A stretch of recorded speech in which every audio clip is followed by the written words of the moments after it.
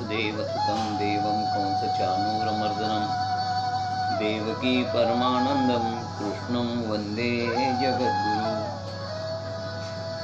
भागवत विद्यापीठाच्या या कार्यक्रमात अधिक मासानिमित्त आपण ही भागवत कथामाला प्रारंभ केली.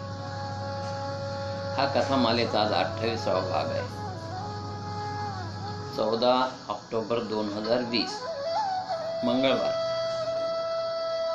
उद्या 15 तारखेला कथेचा शेवटचा दिवस असेल आणि उद्या या कथामालेची सांगता होईल. गोपाल कृष्ण भगवान की जय. आज आपण 11व्या स्कंदाकडे वळणार आहोत.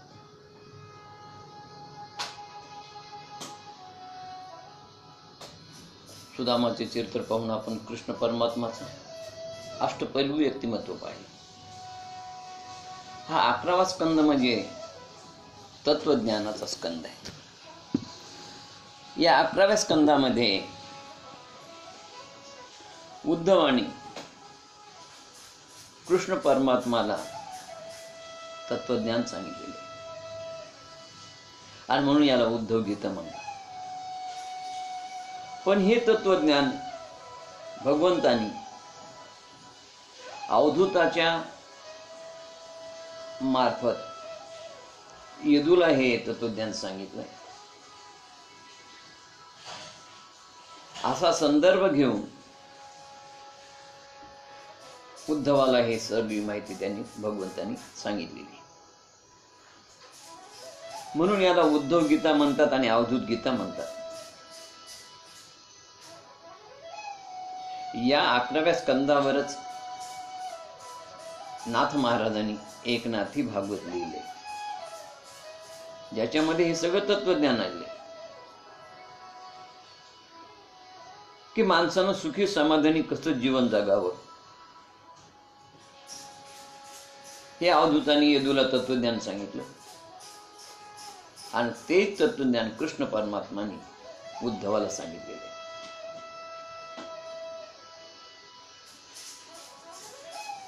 भगवंतांनी सांगितलं की आनंद हा तुमच्या आमच्या अंतःकरणात असतो, पण या षड्रिपूमुळं आमचा तो आनंद नष्ट होतो आणि म्हणून आमच्यामध्ये असलेले काम, क्रोध, मद, मोह, लोभ, मत्सर याच्यावरती आमचं नियंत्रण पाहिजे. दुःखाचं मूळ हेतू तिथेच आहे, मूळ कारण तेच आहे. हे षड्रिपू कशामुळे उत्पन्न होतात? आमचा मीपणा, अहमपणा आणि आमच्या वासना. म्हणजे दुःखाचं मूळ कारण मीपणा, अहमपणा आणि आमच्या कामवासना याच्यामध्ये. आणि हे षड्रिपूंना जन्म देतात, जे षड्रिपू तुमच्यामध्ये काम, क्रोध, मद, मोह, लोभ, मत्सर उत्पन्न करतात. या लोभाला आणि क्रोधाला, वासनेला तर रावण कुंभकर्ण म्हटलेलं रामायणामध्ये. म्हणून या षड्रिपूला आपण कसं आधू करू, त्याचा अंत कसं करू. खरं म्हणजे षड्रिपू नष्ट होत नाही, परंतु या षड्रिपूचं आम्हाला उदात्तीकरण करता येतं. तमोगुण रजोगुणाला सत्वगुणामध्ये त्याचं रूपांतर करता येतं. आणि म्हणून साधू काय करतात, या 6 विकारांना आधू करतात, म्हणून त्यांना साधू म्हटलेले. संत या विकाराचा अंत करतात, म्हणजे त्या विकारांना नष्ट करत नाहीत, पण त्या विकारावर नियंत्रण मिळवतात, म्हणून त्यांना संत म्हणतात. या 6 विकारांना आधू करणारा साधू, तर या 6 विकाराचा अंत करणारा, त्याच्यावर नियंत्रण मिळवणारा, त्याच्यावर काबू ठेवणारा तो संत. आणि म्हणून साधू आणि संत हे समाधानी असतात, कारण या विकारावर त्यांचा ताबा असतो, नियंत्रण असतं. बरं, हे जे विकार आहेत हे जास्त स्वय सोडून उपयोगाचं नाही आणि त्यांना जास्त ताणता येत नाही. कसं आहे, हे विकार म्हणजे तंबोऱ्याच्या तारेसारखे असतात. तंबोऱ्याच्या ताराला जर जेवढं तुम्ही जास्त ढिलं सोडा तेवढा तो सुस्वर गोड वाटत नाही त्याचा स्वर. आणि जेवढं त्याच्या तुम्ही वरच्या त्याच्या डिबऱ्या असतात त्या जर त्या फिरवल्या, जास्त टाईट केल्या, घट्ट केल्या, ते तुटण्याची भीती असते. तसं या विकारावर जास्त नियंत्रण नाही, त्याला जास्त स्वैर ठेवायचं नाही, पण त्याच्यावर काबू मिळवणं आवश्यक असतो. आणि जे या विकारावर काबू मिळवतात, काम, क्रोध, मद, मोह, लोभावर, ते जीवनामध्ये सुखी आणि समाधानी होतात बघा. म्हणून तुमचा मीपणा आणि अहमपणा जायला पाहिजे. हे विकार आवश्यक नाहीत, ते अवॉइड करता आले पाहिजे. जसा शिल्पकार एखाद्या सुंदर दगडातून सुंदर शिल्प निर्माण करतो, तो काय करतो? अनवॉन्टेड भाग काढून टाकतो. तसं तुम्ही या अनवॉन्टेड भागाचं उदात्तीकरण करा.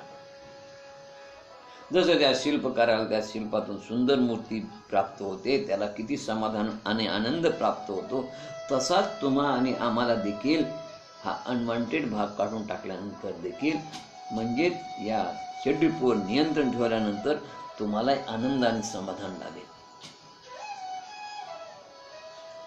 याचं जर हे तत्वज्ञान इंग्रजीतून जर सांगायचं ठरवलं तर हे फार पटण्यासारखं बघा.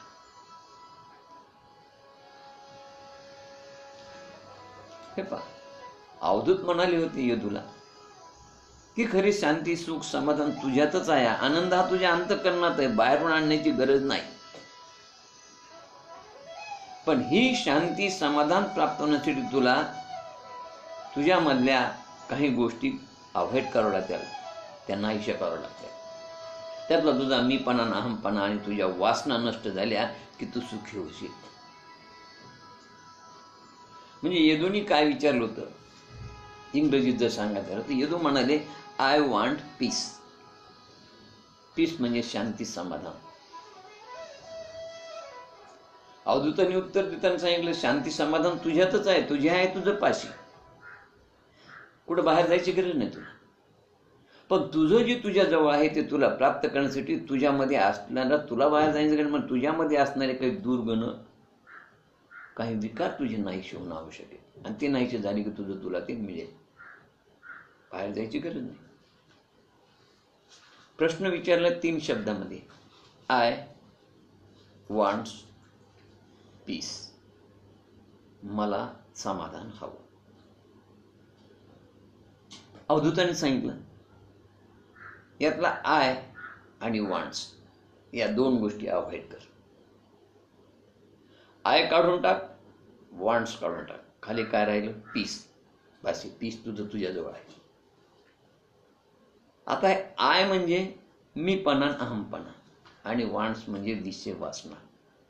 माणसानं जर स्वतःजवळचा मीपणा, अहमपणा आणि विषय वासना जर काढून टाकल्या, त्या अवॉइड केलं, तर मनुष्य सुखी आणि समाधानी होतो. हेच तत्व या ठिकाणी अवधूतांनी यदूला सांगितलं बघा. म्हणून आय वॉन्ट पीस. आय म्हणजे मीपणा, अहमपणा, आणि वॉन्ट्स म्हणजे विषय वासना. हे मीपणा, अहमपणा, विषय वासना जीवनातून नष्ट झाल्या की संपलं, त्याच्यासारखा सुखी माणूस नाही. म्हणून यादवाचा सर्वात ज्येष्ठ असणारा यादव वंशज यदू याची आणि अवधूताची म्हणजे श्री दत्तप्रभूची भेट झाली. अवधूत म्हणजे दत्तप्रभूचा अवतारी पुरुष. या दत्तप्रभूच्या अवतारी पुरुषाने म्हणजे अवधूताने सुखी समाधानी जीवन कसं जगावायचं तत्वज्ञान यदूला सांगितलं. यदूने विचारलं की महाराज, तुम्ही सदैव समाधानी, सुखी आणि हसतमुखानं राहता, एव्हरग्रीन राहता, याचं कारण काय?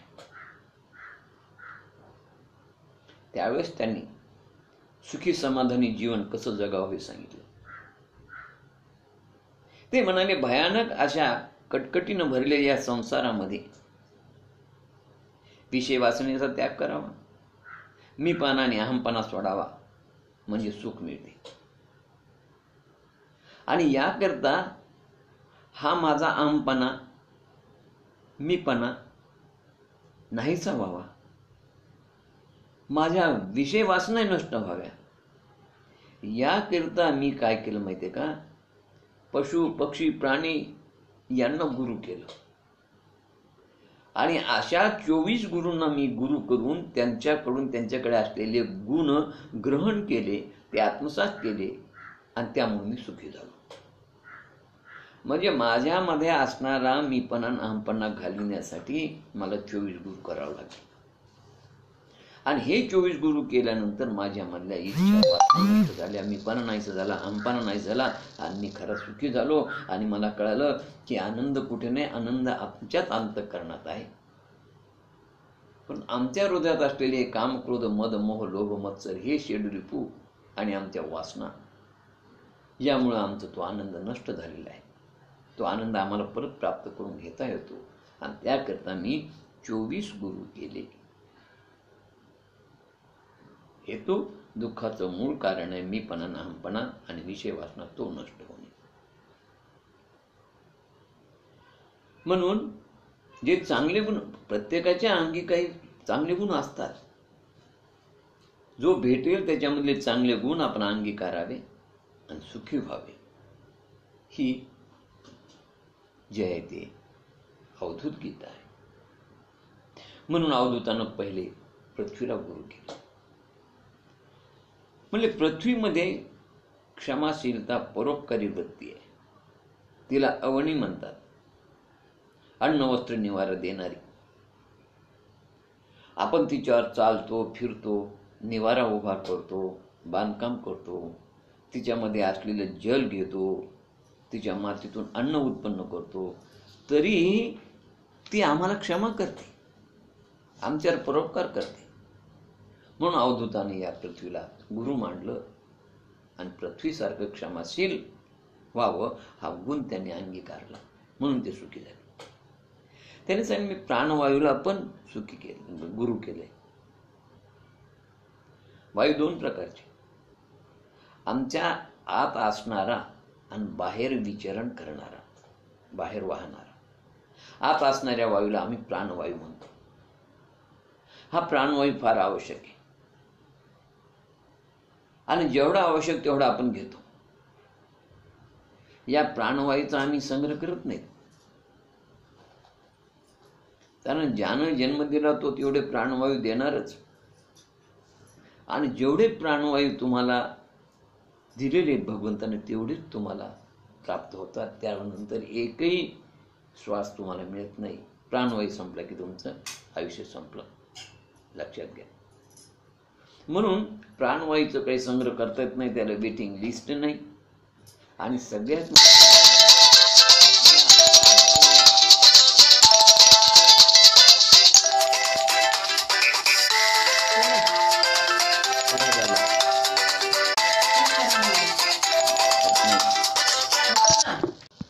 बाबा त्यांना कशाला फोन करायचा,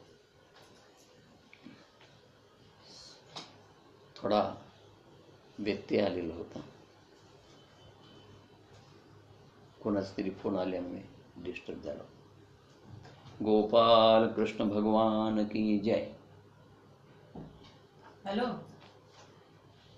हो, मला 2दा फोन आला केंद्रेकरचा. तर हा प्राणवायू, तुम्ही काय याला वेटिंग लिस्ट नाही आणि हा प्रसिद्धी परांमुख आहे, ठीक आहे, लक्षात घ्या. तो प्रसिद्धीच्या मागे लागलेला नाही. म्हणून अशा या प्राणवायूला मी गुरु केले. आकाशाला देखील मी गुरु केलेले. आकाशाला गुरु करण्याचं, बरं आकाशाचं काय वैशिष्ट्य आहे, तर एक म्हणजे आकाश हे विशाल आहे, विशालता, ब्रॉड माइंड. आकाशाची संकुचित वृत्ती नाही. आकाशापासून हा गुण मी घेतला की मी देखील विशाल मनाने वागतो. आणि निर्लेप निर्विकार वृत्ती ही आकाशाची. आणि निर्विकार वृत्ती तुमच्या आमच्यामध्ये आली की आमचा मीपणा नाहमपणा गळून पडतो, वासना नष्ट होते आणि आम्हाला समाधान सुख मिळतं. म्हणून मी आकाशाला गुरु केले. बघा, ही निर्लेप निर्विकार वृत्ती असणारी जी वृत्ती म्हणजे काम क्रोध मद मोह लोभ मत्सर, याला निर्विकार वृत्ती म्हटलेली आहे. आणि म्हणून या दुर्गुणापासून दूर राहावं याकरता मी आकाशाला गुरु केले. बघा तुम्ही एक गंमत तुम्हाला मी सांगतो. गुरुगीतेमध्ये गुरुचं वर्णन करताना काय म्हटलेलं आहे? ब्रह्मानंदम परमसुखदम केवल ज्ञानमूर्ती द्वंद्वातीतम गगन सदृशम. सद्गुरु हे ब्रह्मज्ञानी असतात, त्यांच्यामध्ये द्वंद्व नसतं. आणि तिसरा मुद्दा सांगितलाय गगन सदृशम. सद्गुरु आकाशाप्रमाणे असतात म्हणजे काय असतात, तर त्याचा अर्थ हाच आहे इथं की जसं आकाशामध्ये ग्रह चंद्र तारे उपग्रह आहेत, आकाशामध्ये ढग उत्पन्न होतात, पण हे ग्रह तारे ढग आकाशाला काही चिटकत नाही. तसेच सद्गुरु काम क्रोध मद मोह लोभ मत्सर स्वतःला चिटकू देत नाहीत. आणि म्हणून सद्गुरूची आकाशाची तुलना केलेली आहे. हे काम क्रोध मद मोह लोभ स्वतःला न चिटकू देणं याला निर्विकार वृत्ती म्हणतात. आणि म्हणून सद्गुरू हे आकाशासारखे असतात असं म्हटलेलं आहे. आणि म्हणून आकाशामधले हे गुणधर्म या अवधूताने घेतले आणि तो सुखी समाधानी झाला. हे निर्लेप निर्विकार वृत्ती जी आहे, या वृत्तीहूनच त्या एका कंपनीच्या मालकाने निर्विकार तवा काढलेला आहे. ज्या निर्विकार तव्यामध्ये ते कशाला चिटकत नाही बघा. त्या तव्यावर जेव्हा तुम्ही एखादं घावण टाकता चिटकत नाही. तसे सद्गुरूला काम क्रोध मद मोह लोभ मत्सर हे दुर्गुण चिटकत नाही. अशी निर्विकार वृत्ती त्या आकाशात असल्यामुळे मी आकाशाला गुरु केले. जलतत्व, मधुरता, स्वच्छता, शीतलता, समान दृष्टी हे गुण त्या पाण्याचे असतात. आणि त्या जलाला अपपर भाव नसतो, सुस्तदृष्ट असा काही अपपर भाव नसतो. त्या जलाला हरिणसारखा वाघासारखा समान दृष्टी असते. पाणी पिताना कधी ते वाघाला मज्जाव करत नाही, जल अटकाव करत नाही.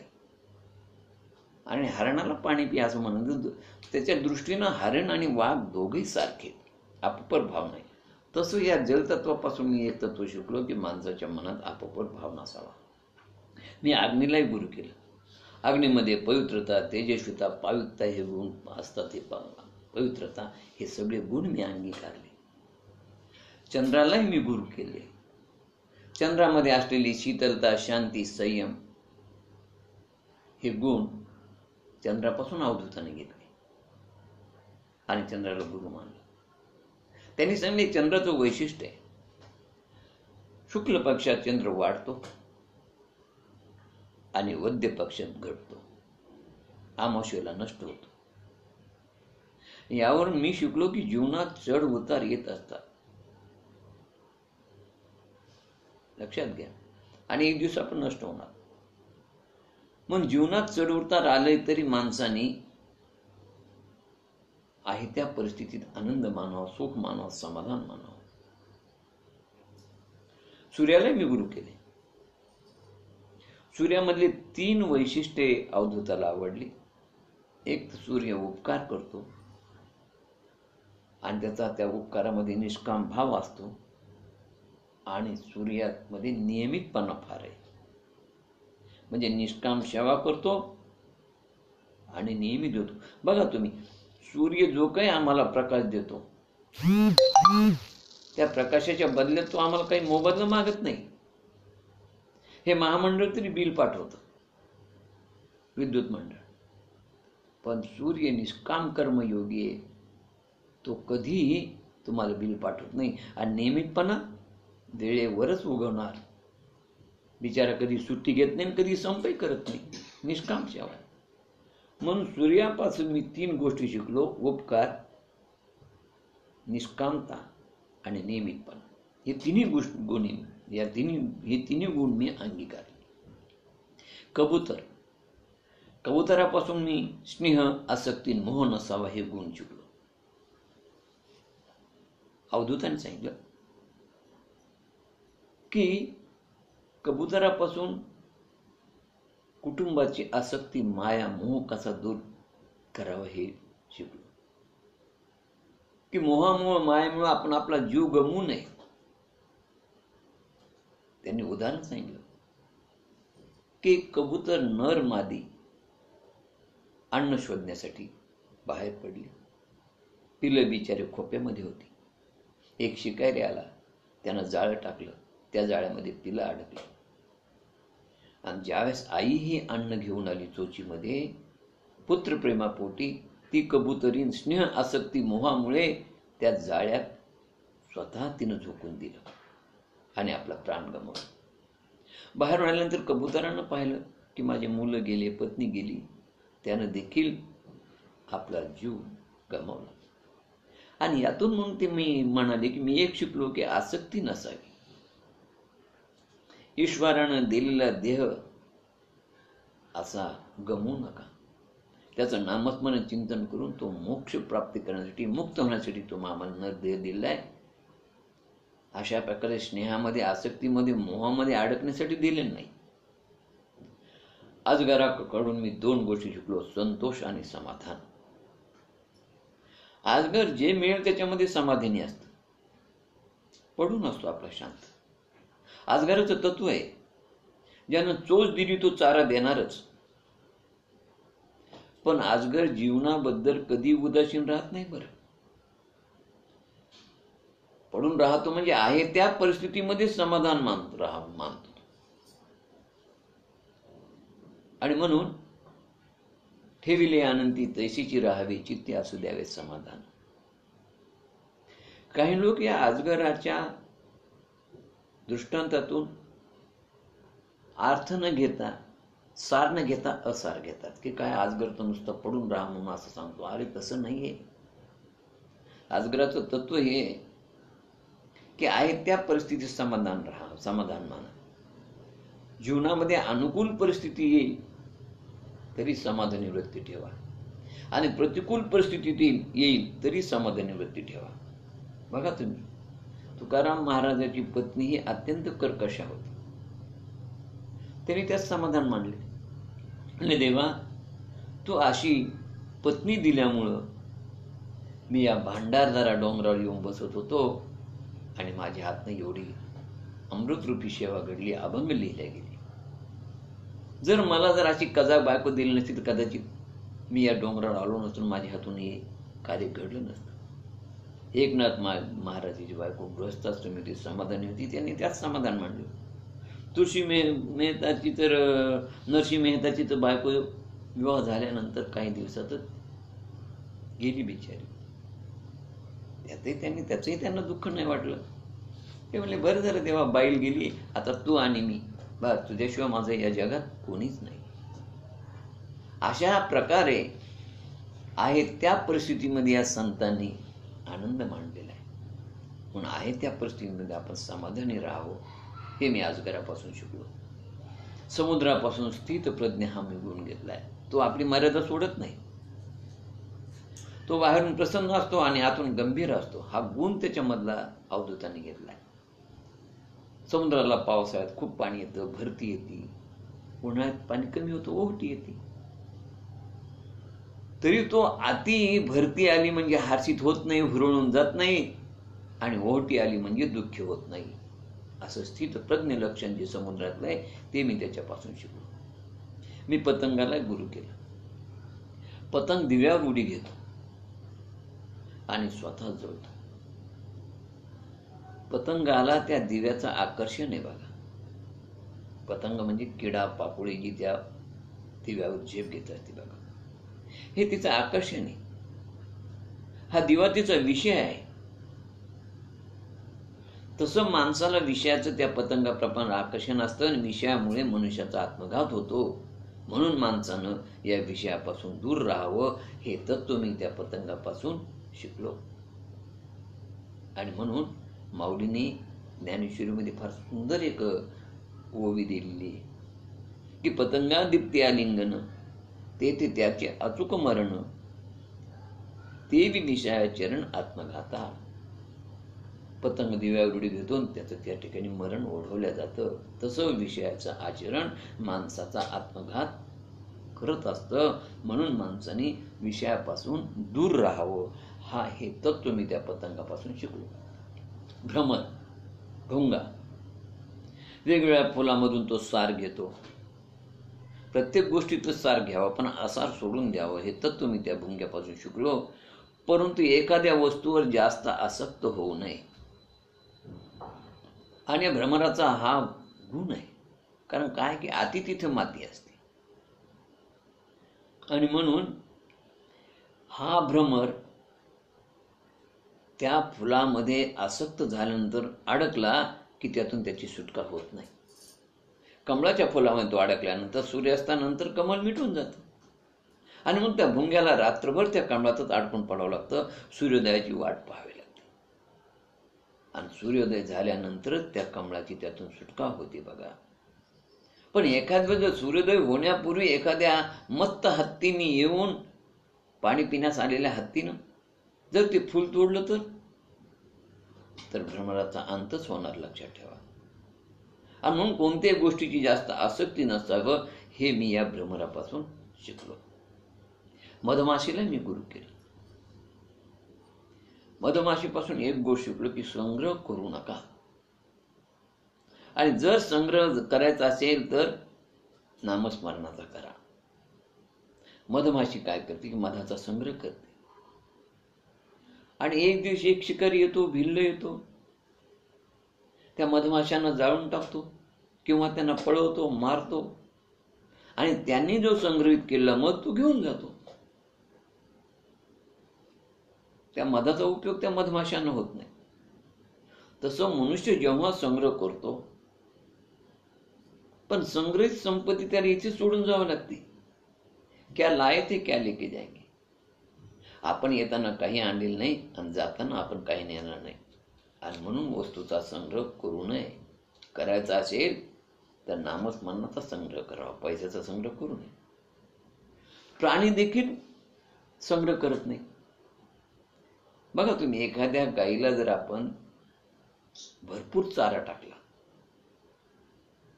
आणि पोट भरल्यानंतर ती उरलेला चारा आपल्या पाठीवर बांधून नेत नाही की रात्री लागेल म्हणून. पण मनुष्यामध्येच संग्रह वृत्ती आहे, प्राण्यामध्ये नाहीये. म्हणून संग्रह वृत्ती नको, ही मी मधमाशीपासून शिकलो.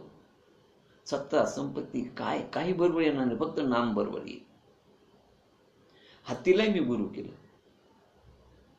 स्पर्श सुखासाठी प्राण गमू नये, हे तत्व मी हत्तीपासून शिकलो. हत्तीनेच्या स्पर्श सुखासाठी पकडल्या जातो. हा त्याचा विषय आहे, स्पर्श सुख. आणि या स्पर्श सुखामुळे तो जीवनाचा सर्वनाश करतो, तो फसतो. बघा तुम्ही, एवढा बलाढ्य शक्तिशाली हत्ती कसा फसतो, त्याला कसं पकडतात. त्याला पकडण्यासाठी एक मोठा खड्डा केला जातो. त्या खड्ड्यावर काटक्या कुटक्या टाकून, गवत टाकून तो खड्डा झाकून टाकला जातो. आणि खड्ड्याच्या समोर एक हत्तीनीचं चित्र, मॉडेल बसवलेलं असतं.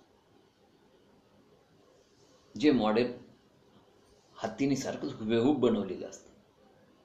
आणि या मॉडेलला हत्तीन समजून तो येतो आणि खड्ड्यात पडतो आणि पकडला जातो.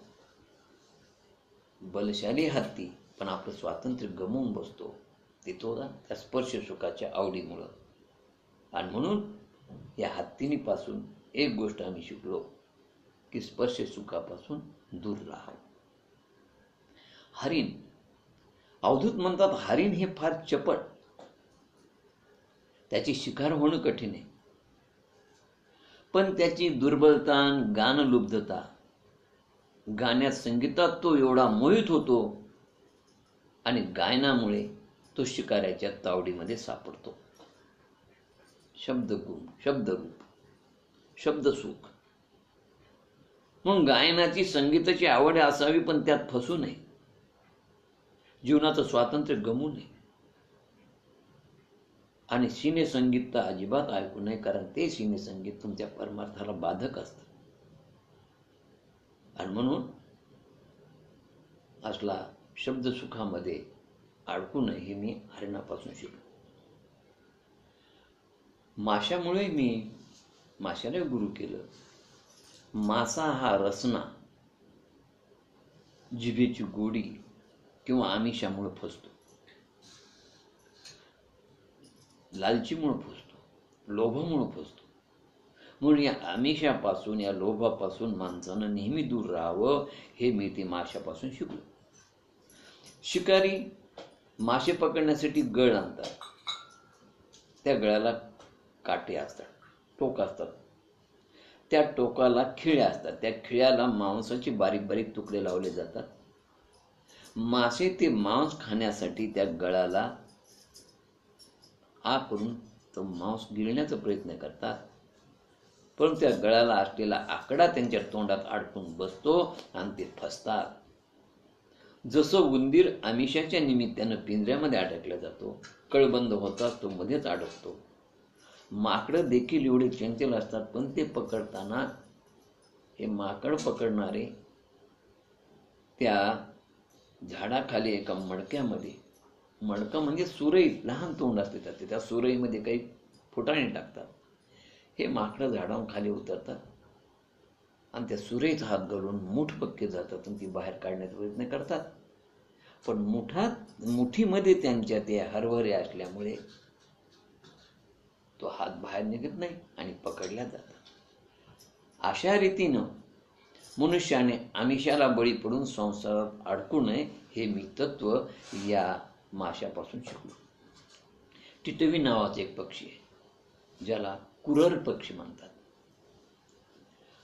या पक्ष्याचं आवाज, बोलणं टिव टिव टिव टिव टिव असा येतो, म्हणून त्याला टिटवी म्हणतात. या टिटवीला जर एखादा मांसाचा तुकडा मिळाला, हे सगळे एकाच झाडावर समुदायाने राहतात, पण एखाद्या टिटवीच्या किंवा एखाद्या कुरूर पक्ष्याला जर समजा एखादा मांसाचा तुकडा मिळाला आणि तो जर तो घेऊन खात असेल, तर बाकीचे जाती बांधव, इतर कुरूर पक्षी त्याच्या मागे लागतात, भांडतात, चोचीने त्याला टोचे मारतात.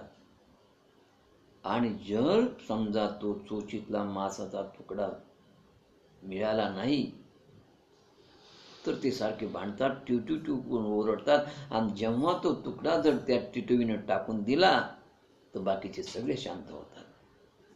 यातून मी एक शिकलो, प्रभू निर्मित वस्तूवर एकट्याचा अधिकार नाही, ती सर्वांची वस्तू आहे. असं जो वागेल त्याला समाजात त्रास होणार नाही, किंवा समाजाला हवं त्याचा आपण त्याग करावा, संपलं. त्या टिटवीनं त्या मांसाच्या तुकड्याचा त्याग केला की सगळं कोणीच तिला त्रास देत नाही. यातलं दुसरं एक तत्व असं आहे, ह्या मांसाचा तुकडा म्हणजे वित्त आहे, पैसा आहे. वित्त असेल, पैसा असेल, तर सगळे नातेवाईक तुमच्या जवळ येणार आणि पैसा संपला की सगळे दूर जाणार. हे तत्व मी त्या टिटवीपासून शिकलो. त्यानंतर बालकाचा निरागसपणा, निर्विकारपणा हा गुण देखील मी बालकापासून घेतला. बघा किती निरागस असतात ते, कुठलाही विकार त्यांच्यामध्ये नसतो. तसंच मी कुमारिकाला गुरु केलं.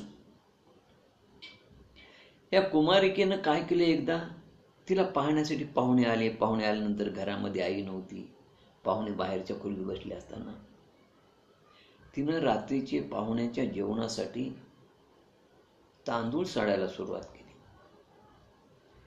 ही तांदूळ साळीमधून बाहेर काढावं लागतात आणि पूर्वीच्या काळामध्ये घरामध्येच ही साळ कुटत असायची, त्याला सडणं म्हणतात. हे तांदूळ सडायचे, सडल्यानंतर मग तो फापट फोल पसारा बाहेर फेकून द्यायचा आणि त्यातून तांदूळ जे ते निवडून निवडून बाजूला काढायचे आणि त्याचा भात करायचा.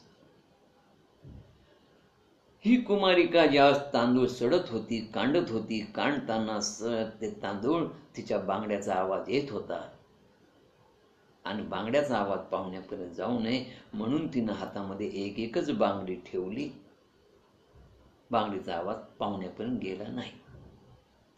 अवधूतांचे एक यातून तत्व लक्षात आलं की एकापेक्षा अधिक बांगड्या असतील तर आवाज होतो, संघर्ष होतो, कलह होतो, कोलाहल होतो.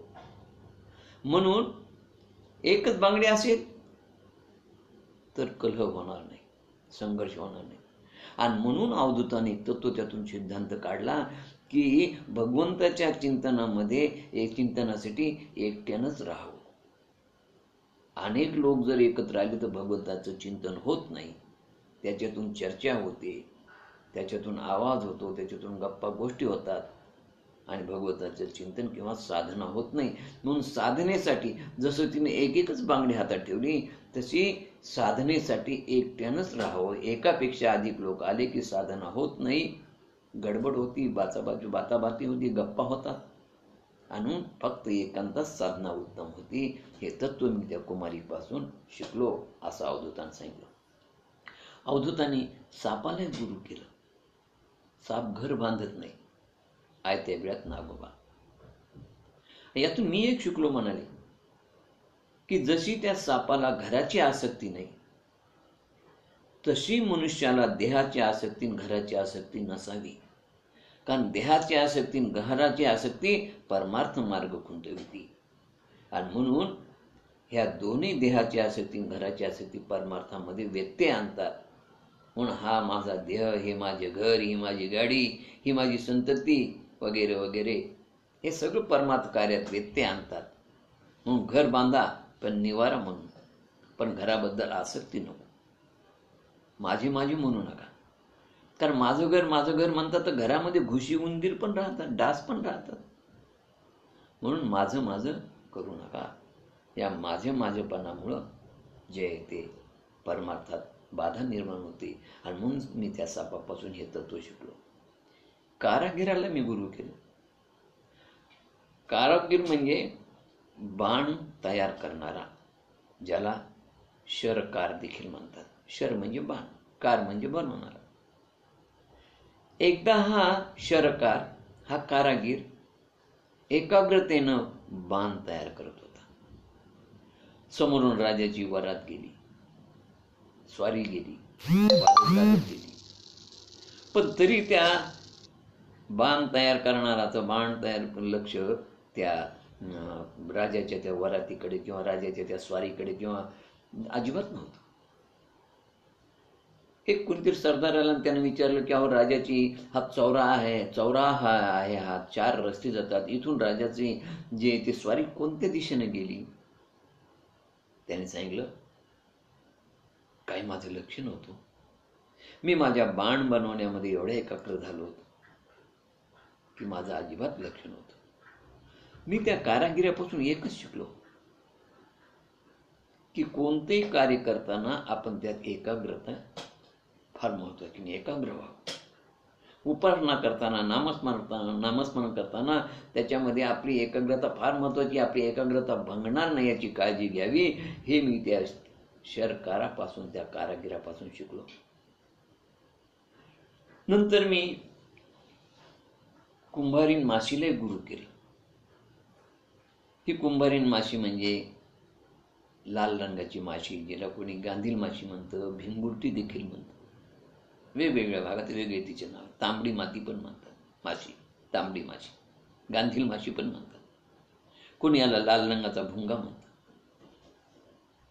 हा कीटक मातीच्या भिंतीवर किंवा घराच्या लाकडी खांबावर एक मातीचं घर तयार करतो.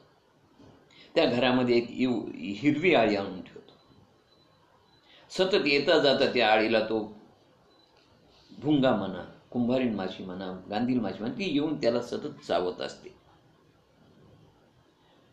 आणि चावत असल्यामुळे त्या आळीला एकच काळजी असते, एकच तिथं चिंतन चालू असतं की ही गांधील माशी येणार मला चावणार, गांधील माशी येणार मला चावणार, गांधील माशी येणार मला चावणार, असं तिचं सतत चिंतन करत असतं.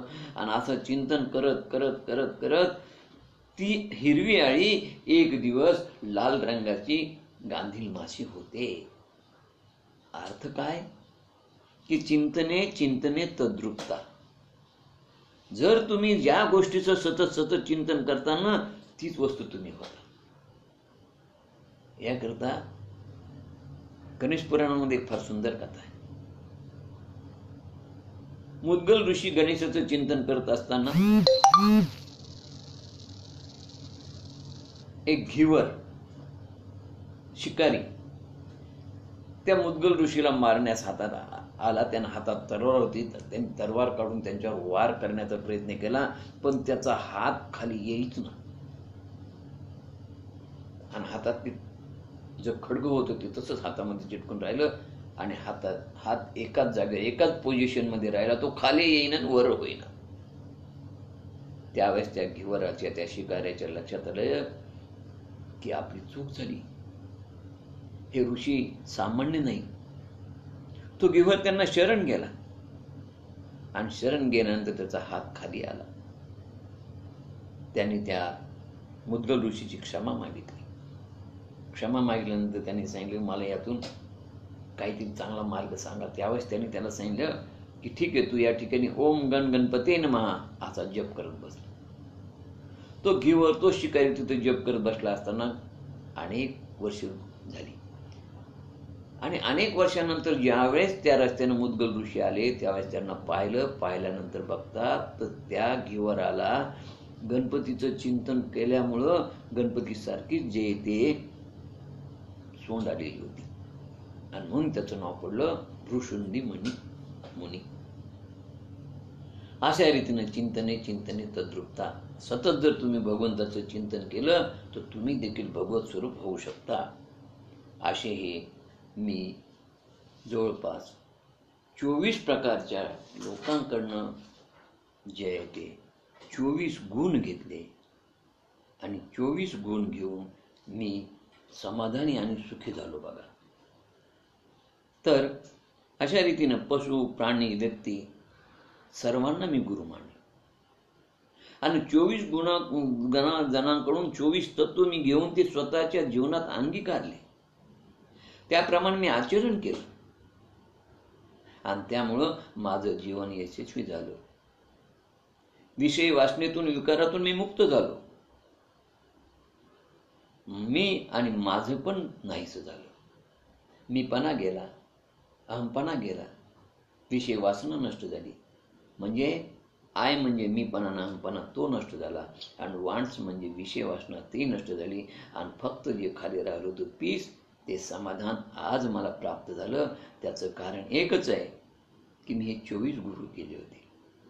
असं 24 गुरूंचं तत्वज्ञान या ठिकाणी अवधूताने यदूला सांगितलं.